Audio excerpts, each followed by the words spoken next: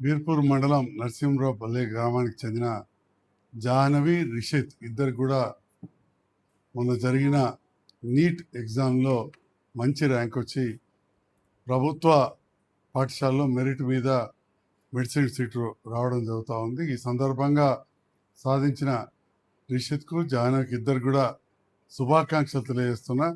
ఈరోజు బీర్పూర్ మండల సర్పంచ్ల ఫోరం అధ్యక్షులు పెద్దలు రాజగోపాలరావు గారు, నరసింహరావుపల్లి సర్పంచ్ సుషిన్ గారు, మండల సర్పంచ్లు, అదేవిధంగా పిల్లల తల్లిదండ్రులు అందరూ కూడా నన్ను మర్యాదపూర్వకంగా కలవడానికి వచ్చిన సందర్భంలో ఒక డాక్టర్గా, ఒక శాసనసభ్యునిగా పిల్లలకు శుభాకాంక్షలు తెలియజేస్తా ఉన్నా.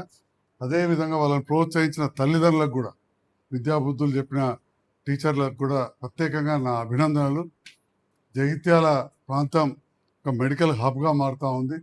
మీరు అందరూ కూడా చూస్తూ ఉన్నారు. ఇప్పుడు ఈ మీటింగ్ తర్వాత మన మెడికల్ కాలేజ్ దగ్గరికే హాస్పిటల్ చుట్టూ కూడా 11 కోట్లతోటి డబల్ రోడ్ మంజూరైంది. దాంట్లో భాగంగా కరెంట్ పోల్ల షిఫ్టింగ్, రోడ్ పనులు ప్రారంభోత్సవం ఉంది. ఇప్పుడు 9:15కు అదే కార్యక్రమానికి వెళ్తున్నాం. మన Jagtial medical college, nursing college, hospital Telangana రాష్ట్రంలో ఒక ప్రత్యేకంగా నిలుస్తాయని చెప్తా ఉన్నా.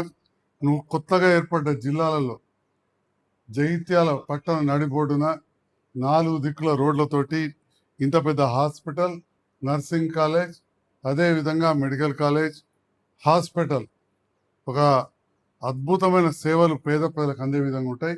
సూపర్ స్పెషాలిటీ సేవలు కూడా మున్ముందు రాబోతున్నాయి. మీరు అందరూ కూడా చూస్తున్నారు.